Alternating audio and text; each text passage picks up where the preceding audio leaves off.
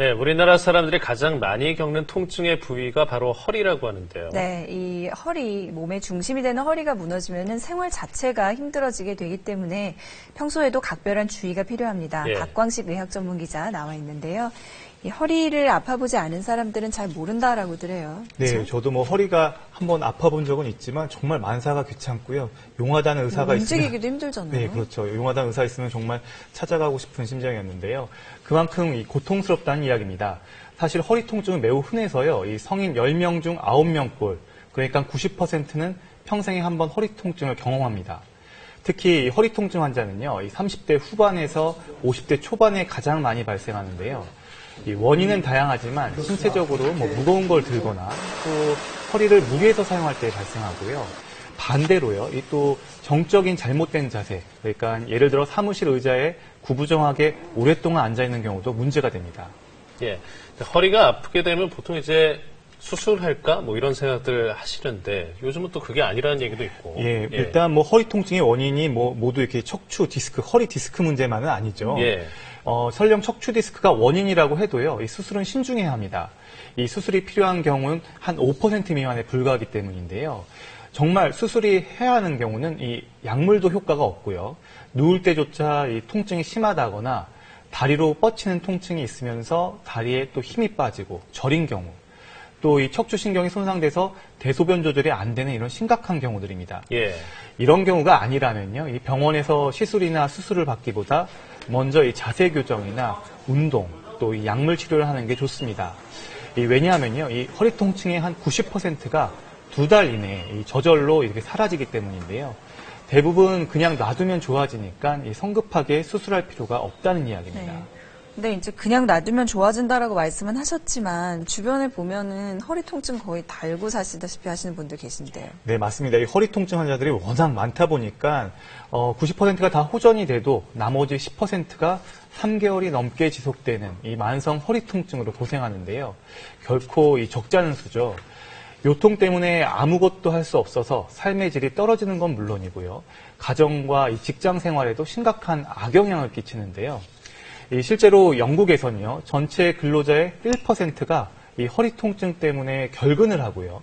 허리 통증에 들어가는 의료비만 국민 총생산 GDP의 2%에 해당된다는 보고도 있습니다. 네.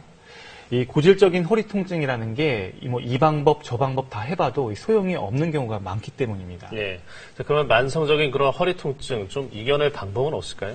전문가들이 이구동성으로 말하는 게 바로 운동입니다. 예. 특히 이 코어 근육을 강화시켜주는 것만큼 좋은 치료법이 없다는 건데요. 이 코어는 영어로요, 이 핵심, 중심이라는 뜻인데요.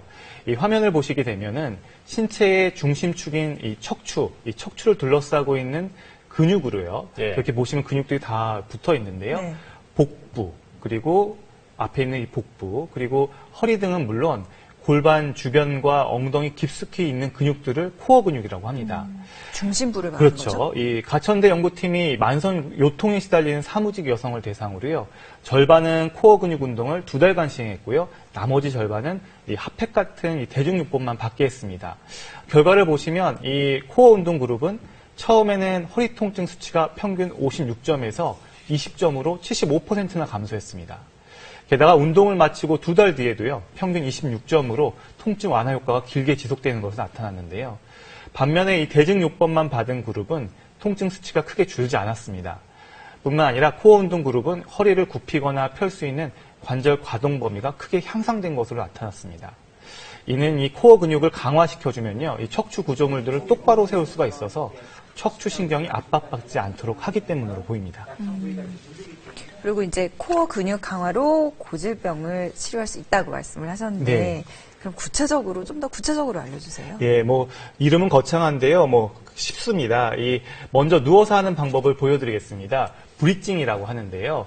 화면을 보시면 이렇게 누워서요, 다리 교각 모양을 만드는 방법인데요. 바닥에 등을 대고 누워서 양 무릎을 구부립니다. 그리고 엉덩이를 바닥에 댈 수 있는 한 높이 올렸다가 내리는 걸 이렇게 10회 반복합니다.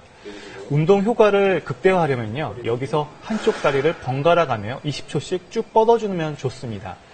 보기엔 쉬워 보여도 처음엔 굉장히 어렵습니다.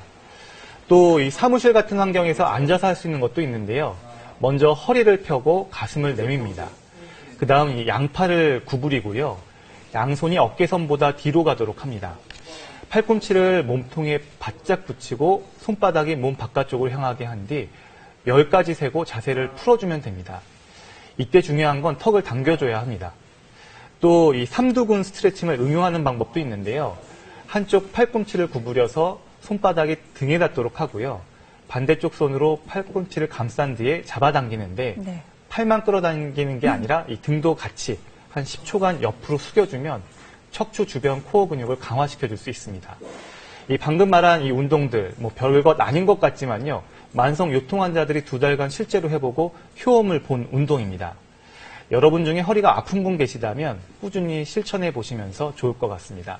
또 아프지 않더라도요. 평소 바른 자세나 요통 예방 차원에서라도 도움이 될 것 같습니다. 네, 뭐 자세가 중요하다고 말씀하셨는데 평소에 불편한 자세가 허리엔 좋은 자세다 뭐 이런 말씀들 많이 하시더라고요. 네. 의사분들이. 예, 아무튼 좋은 습관 기르는 것도 방법인 것 같습니다. 우리 박광식 의학 전문기자 얘기 나눴고요. 고맙습니다. 네, 고맙습니다. 고맙습니다. 잘 들었습니다.